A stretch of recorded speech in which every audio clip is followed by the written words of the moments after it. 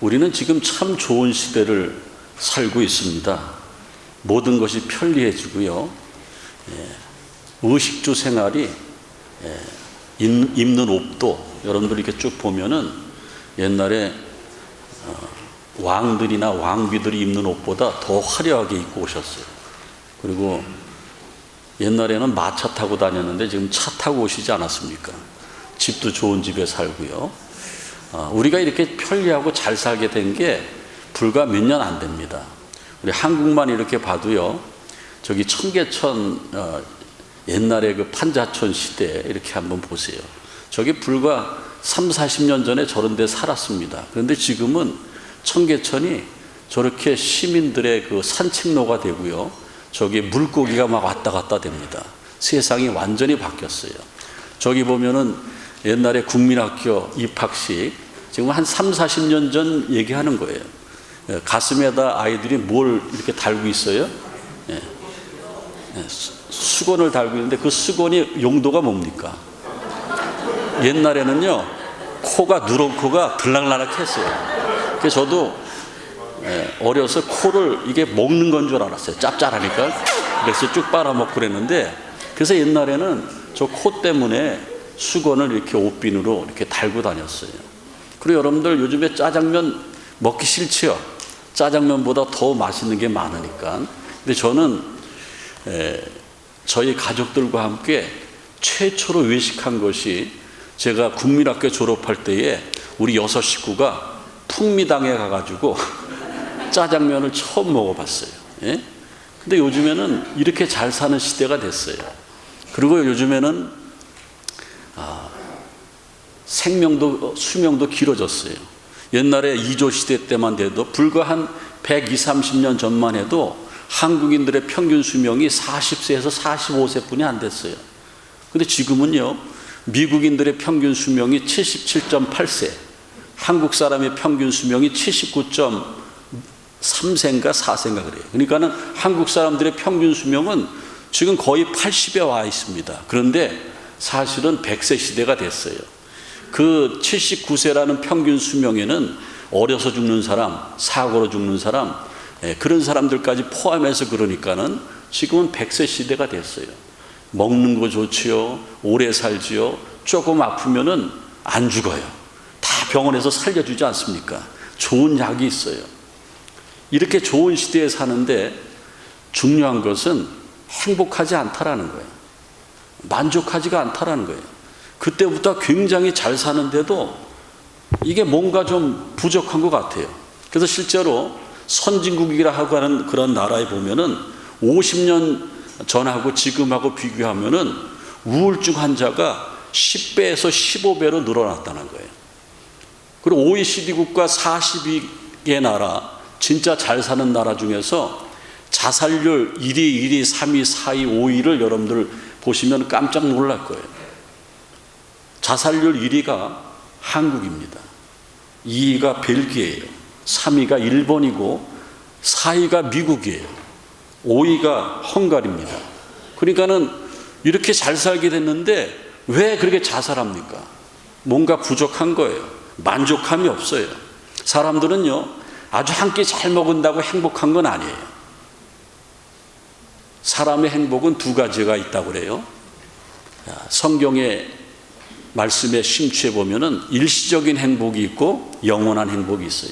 일시적인 행복은 내가 지금 이루었기 때문에 돈도 많고 좋은 직장도 있고 애들도 잘 되고 나도 건강하고 친구들도 많고 아주 그냥 기분이 좋아요. 그런데 그것은 금방 없어지는 거예요. 일시적인 행복이에요. 영적인 행복은 지금도 행복하고 영원히 행복한 거예요. 성경은 행복의 기준을 어디다 말씀하고 있냐면은, 하나님이 우리를 창조하실 때에 우리를 영적인 존재로 창조하셨기 때문에 그 영적인 존재로부터 행복을 유추하게 되어 있습니다. 창세기 1장 27절에 보면은 하나님이 자기 형상, 곧 하나님의 형상대로 사람을 창조하시사 그랬습니다. 창세기 2장 7절에 보면은 사람은 흙으로 만들었어요. 흙으로 사람을 빚으사 그 코에 생기를 불어넣으니 생명이 된지라. 짐승들은요, 흙으로 하나님 형상대로 빚어서 창조하지 않았어요. 말씀으로 사자에 있으라, 호랑이에 있으라 말씀으로 창조하셨지, 사람을 맨 마지막에 창조하시면서 하나님의 형상대로 빚고 하나님께서 훅 하나님의 영을 불어넣어서 영혼이 생긴 거예요. 그래서 사람은 영적인 존재입니다. 요즘에 지구상에 가뭄이 많지 않습니까? 가물면은 사람도 고통받고 짐승도 고통받습니다. 그런데 짐승들은요, 고통받으면서 그냥 굶고 목이 타들어가고 굶어 죽을 뿐입니다. 뭐 기우제 같은 걸 지낼 줄 몰라요. 근데 사람은 영적인 존재이기 때문에 그렇게 어렵게 가뭄 때, 먹을 거 없고 힘들 때에 하나님을 찾아요. 신을 찾습니다. 그게 다른 거예요. 왜? 사람은 영적인 존재로 창조됐기 때문에 영혼이 있다라는 거예요. 여러분 죄송하지만은 지금 아주 머리에 힘 착 주고 오시고 멋지게 하고 다들 오셨는데, 이런 삶이 얼마나 갈까요? 우리 옆에 분 슬쩍 쳐다보면서 크게 얘기하지 마시고 조곤조곤하게 얘기해 주세요. 당신은 반드시 죽습니다. 이렇게. 아무리 잘난 척해도 우리는 죽음 앞에 장사가 없어요. 성경에 보면 히브리서 9장 27절에 사람이 한 번 죽는 것은 정해놓은 것이고 그 후에는 심판이 있다고 그랬습니다. 우리는 죽게 되는데 우리의 행복을 어디서 찾을 수 있는가? 이 땅에 사는 동안 일시적인 행복을 강구할 것인가? 아니에요. 영적인 행복을 강구해야 돼요. 사람은 영적인 존재이기 때문에 영혼이 만족해야 됩니다. 왜 교회 다닙니까? 교회 다니는 이유는 우리가 잠시 행복하려고 이 세상을 살아가는 것이 아니고 영원한 행복을 선택하기 위해서 교회 다니는 거예요. 영원한 행복은 어디서 오는가? 성경에 보면은 하나님을 만날 때에, 하나님을 인격적으로 만날 때에 우리가 영적으로 행복을 찾는다고 그랬습니다. 그럼 하나님을 영적으로 만날 수 있는 채널이 어디 있어요? 어떻게 영적으로 만날 수 있습니까? 어디 카페에서 가서 만납니까? 집으로 오시라고 그럽니까? 예배 때 만나는 거예요. 오늘 여러분들 예배에 참석했는데, 이 예배에 참석했는데 하나님은 여러분의 개개인을 지금 다 만나고 계신 거예요. 내 마음만 열면은 하나님 잘못했습니다. 내가 고집불통이었습니다. 내가 그렇게 하나님 믿어야 되는 거 알면서도 여태까지 믿지 못했습니다. 그렇게 마음만 열기만 하면은 우리는 하나님을 만나게 되는 거예요. 그때부터 나는 영적인 존재가 되는 거예요. 죽음이라는 게 뭐냐면은 바디, 사람 육체에서 하나님 주신 영혼이 떠나가는 게 죽음이에요. 그러니까 여러분들 죽는 사람 이렇게 보면은 영혼이 떠나가는 게 막 느껴져요. 금방 얘기하다가 조금 뒤에 숨이 멈춰지지 않습니까? 그게 죽음이라는 거예요. 그렇다고 하면은 이 세상에서 가장 행복한 인생이 어떤 인생인가? 성경은요, 오늘 성경 본문에 시편 116편 12절에 뭐라고 말씀하시냐면은 내게 주신 모든 은혜를 내가 여호와께 무엇으로 보답할까? 지금까지 지내온 거 주님의 크신 은혜인데 우리 교회가 11년을 여기서 교회하고 교회가 이렇게 부흥하게 된 이유 중에 하나는 우리가 잘나서가 아니죠. 다 모든 게 하나님의 은혜예요. 그래서 그 은혜에 내가 무엇으로 보답할까? 하나님은 우리에게 돈을 요구하지 않습니다. 우리의 재능을 요구하지 않아요.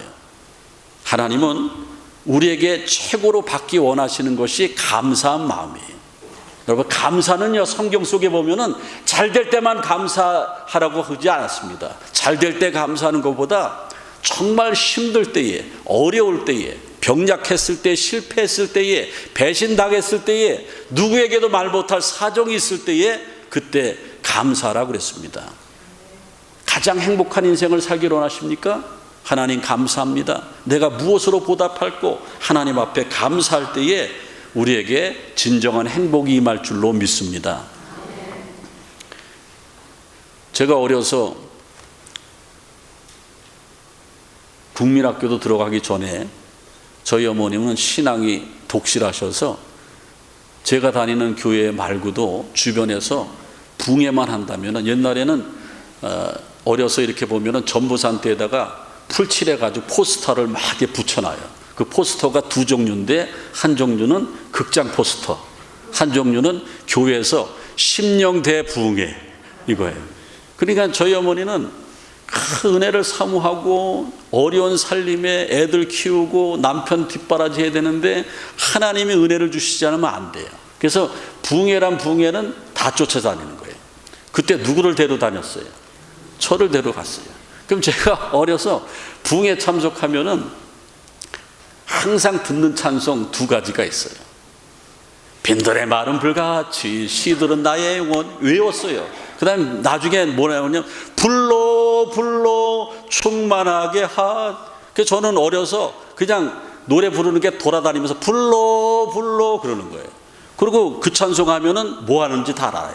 주여 다 기도하는 거예요. 그리고 막 울고불고 막 회개해요. 회개하다가 막 이상한 소리에 방언이 막 터져요. 그리고 어떤 사람 병고침도 받아요. 그래서 붕괴가 차고 넘친 거예요. 그래서 제가 많이 들었던 찬송이 불길 같은 성신이요. 그 다음에 또 한 가지는 뭐냐면은 찬송가 오늘 305장 나 같은 죄인 살리신. 다 하고 예배 마칠 때 다 너무나 감사해서 나 같은 죄인 살리신 주 은혜 놀라와 잃었던 생명 찾았고 광명을 얻었네. 이제껏 내가 산 것도 알아요. 기다리세요. 주님의 은혜라. 제가 어린 시절에 붕괴 참석하면서 우리 엄마도 주변에 있는 모든 분들도 예배 마치면서 나 같은 죄인 살리신 부르면서 이제껏 내가 산 것도 주님의 은혜라 눈물을 팍 쏟고 성전을 떠나가요. 그렇게 복을 받았던 우리 민족이에요. 그런 어머니 할머니들이 있어서 우리가 이민 와서도 이렇게 신앙생활 잘하는 겁니다. 이 나 같은 죄인 살리시는 존 뉴턴이라는 목사님이 만든 찬송인데 이 사람은 노예상이었어요. 옛날에 노예들 잡아다가 막 팔아먹고 간음하고 막 그냥 착취하고 그랬어요. 그래서 온갖 죄는 다 저질렀던 사람입니다. 근데 어느 날 존 뉴턴이 하나님을 만나는 거예요. 제가 말씀드렸지 않습니까?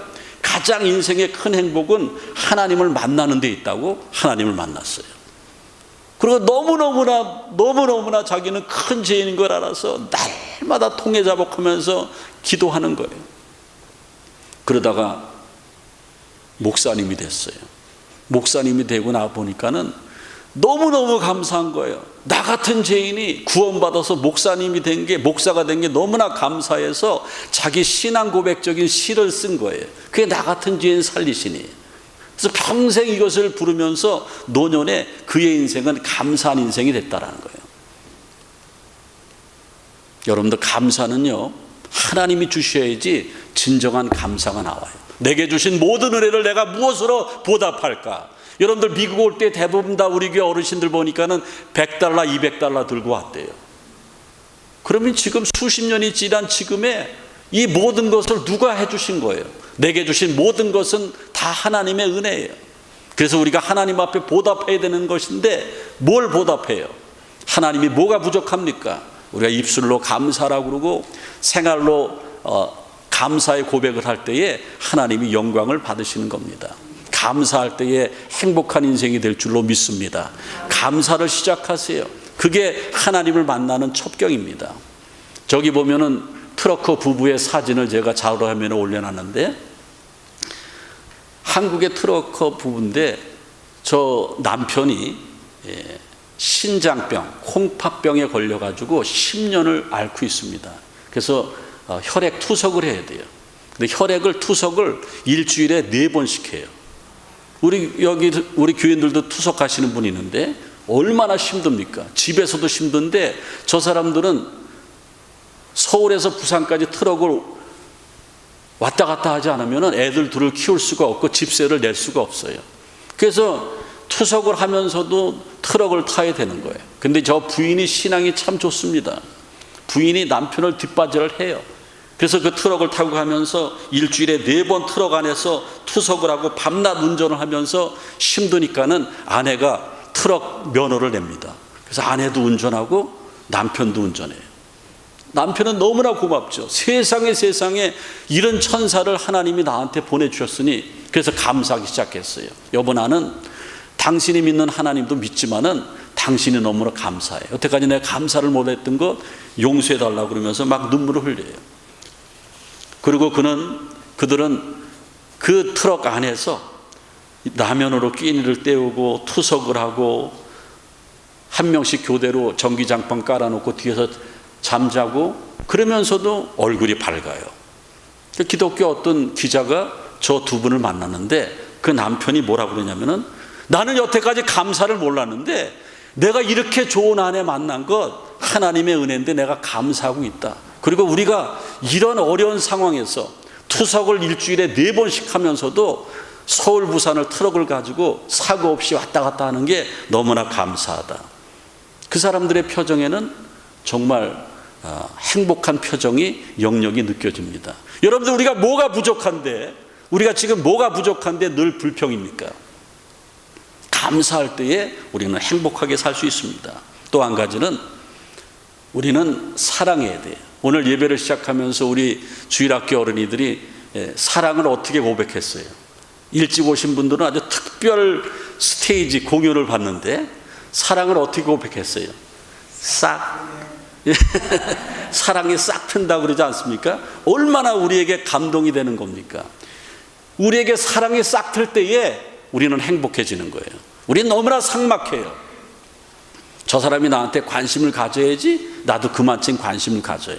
그건 사랑이 아니죠. 사랑은 관심이고 내가 희생하고 내가 먼저 하는 게 사랑이에요.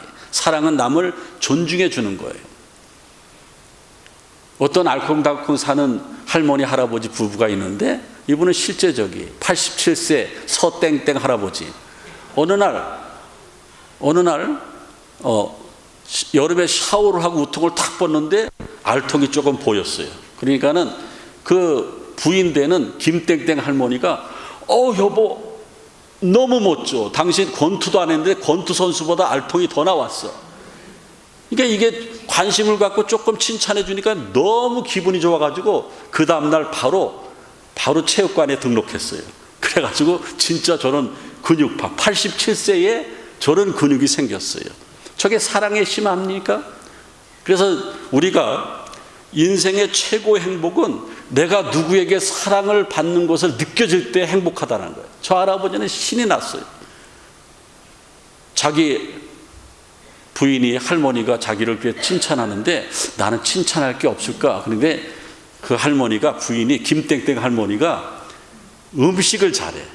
그래서 음식을 만들면 너무 맛있다고. 내가 서울 바닥에 식당이나 시장 다 다져봤는데 이거 당신보다 맛있게 하는 사람 못 봤다. 그러니까는 이 할머니가 맨날 유튜브 보면서 요리 채널만 보는 거예요.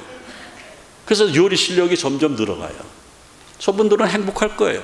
서로 사랑하니까, 서로 관심을 가지니까, 서로 위해 주니까 그렇게 된다라는 거죠. 베드로전서 4장 8절에 보면은 무엇보다도 뜨겁게 사랑할지니 사랑은 허다한 죄를 덮느니라 그랬습니다. 골로새서 3장 14절에 보면은 이 모든 것 위에 사랑을 더하라. 이는 온전하게 매는 띠니라. 우리가 인생을 온전하게 살아가기 위해서는 내가 섬겨야 돼요. 사랑해야 돼요. 존중해 줘야 됩니다. 여러분들, 내 남편이 살아있으면은 축복입니다. 아직까지 살아있으면 축복이에요. 어떤 분들은 아침에 이렇게 깨가지고 남편이 이부자리에서 나오면은 막 승질내요. 아직도 살아있다고. 근데 그러지 마세요. 불행한 거예요. 불평하지 마세요. 우리가 진정으로 사랑을 실천할 때에 가장 행복한 인생이 될 줄로 믿습니다. 기독교는 사랑의 종교입니다. 하나님은 사랑이시다 그랬습니다. 우리는 주변에 사랑할 사람들이 얼마나 많은지 몰라요.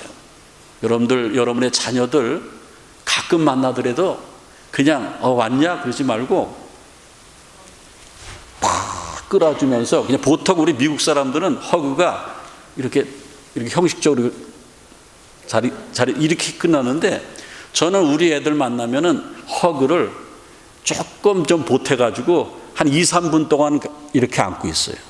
그럼 애들이 처음에는 아빠 왜 그래 그러다가 좋아해요. 이게 사랑을 느끼는 거예요. 여러분들, 사랑이 느껴질 때에 우리는 행복한 거예요. 여러분들만 사랑을 느끼지 말고 그 사랑을 전파하라는 거예요. 그 다음에 한 가지 더 말씀을 드리면은요, 하나님 앞에 쓰임 받을 때에 행복한 거예요. 감사할 때 행복하고, 사랑할 때 행복하고, 쓰임 받을 때 행복하는 거예요. 저는 목회 생활 오래 하는데 성경 말씀을 많이 연구하는데, 성경 속에 보면은 최고의 복이 하나님 앞에 쓰임 받는 복이에요. 저는 어려서 학교 다닐 때에 기억에 남는 선생님이, 어떤 선생님 기억에 남냐면은, 야 임명진 일로 와, 너 이것 좀 저 옆반 선생님 갖다 줘. 그럼 그날 아주 째지는 날이에요. 왜? 내가 선생님한테 쓰임 받으니까. 근데 하나님은요, 우리 주인이에요. 세상에 다 주인이십니다. 천지 만물의 주인이시고, 나를 살리기도 하시고, 죽게도 하시고, 부하게도 하시고, 가난하게도 하시고, 못 믿는 모양이에요. 건강하게도 하시고 그런 하나님이에요. 그런 하나님이 나를 쓰신다고 하면은 최고 축복입니다. 오늘 임직 받으시는 분들, 아무나 임직 받습니까? 오늘 임직 받으시는 분들은 하나님이 임직해 주시는 거예요. 디모데전서 1장 12절에 보면은, 나를 충성되이 여겨 내게 직분을 맡기심이니, 하나님께서 충성되이 여겨서 직분을 맡겼다 그랬습니다. 직분은 축복이에요. 성경에 보면은 직분은 축복인데, 무슨 축복이 있냐면은, 하나님께 쓰임 받는 사람은 하나님께서 복을 주시리라, 큰 상을 주시리라 그랬습니다. 오늘 직분에 임직받는 귀한 분들은 하나님의 큰 복이 임할 줄로 믿습니다. 어떤 복이 임하냐면은, 사무엘하 5장 10절에 보면은 다윗이 왕으로 쓰임 받을 때에 점점 잘 됐어요. 만군의 여호와 하나님께서 함께 계시니 다윗이 점점 강성하여지니라. 그러니까 우리가 하나님 앞에 쓰임 받는 순간 하나님은 나를 책임지시는 거예요. 함께 하신다라는 거예요. 여러분들 요즘에 함께함이 없으니까는 애완견 키우지 않습니까? 그래서 이제 어디 나갔다 오면 애완견이 그냥 톡톡톡 튀면서 자기다 탁 왈라붙지 않았어요? 이렇게 안기지 않습니까? 그 얼마나 기분이 좋아요. 그리고 안도감이 있고, 그래서 애완견 키우는 것 아닙니까? 그거하고는 비교가 안 돼요. 하나님이 평생 함께 하시면은 여러분의 인생이 엄청나게 복을 받고 달라질 줄로 믿습니다. 그리고 자손들이 복을 받아요. 아브라함이 하나님 앞에 충성했더니만은 아들 이삭, 100살에 난 이삭이 복을 받는데, 아브라함도 거부였는데 이삭은 100배의 축복을 받았다고 그랬습니다. 그리고 직분을 받을 때에 그것이 왜 축복이냐면은, 요한계시록 2장 10절에 보면은, 내가 죽도록 충성하라, 그리하면 생명의 면류관을 주리라. 우리가 학교 열심히 다니고 공부 잘하면은 우등상도 주고 개근상도 받고 특별상도 받지 않습니까? 저는 성경 아무리 뒤져봐도 하늘나라 가서 상이 없다는 구절은 없어요. 하늘나라 가면 다 상이 있어요. 최고의 축복이 쓰임받는 축복인데, 직분을 형식적으로 받지 않고 정말 눈물로 겸손하게 하나님의 일을 하고 교회를 섬길 때에 생명의 면류관을 받을 줄로 믿습니다. 행복하시길 바랍니다. 세상에서 가장 행복하려면은 감사해야 돼요. 그리고 사랑할 줄 알아야 돼요. 그리고 하나님 앞에 쓰임 받아야 됩니다. 기도하겠습니다. 하나님 감사합니다. 이 마지막 때에 후회하지 않은 인생을 살게 하시고, 특별히 하나님을 알되 믿되 행복한 인생으로 믿게 도와주옵소서. 감사할 줄 알고 사랑할 줄 알고 하나님 앞에 헌신해서 쓰임받는 복된 인생이 되게 도와주옵소서. 그래서 세상에서 가장 행복한 내가 되어질 때에 이 행복을 주변 사람들에게 나눠주게 도와주옵소서. 예수님의 이름으로 기도하옵나이다. 아멘.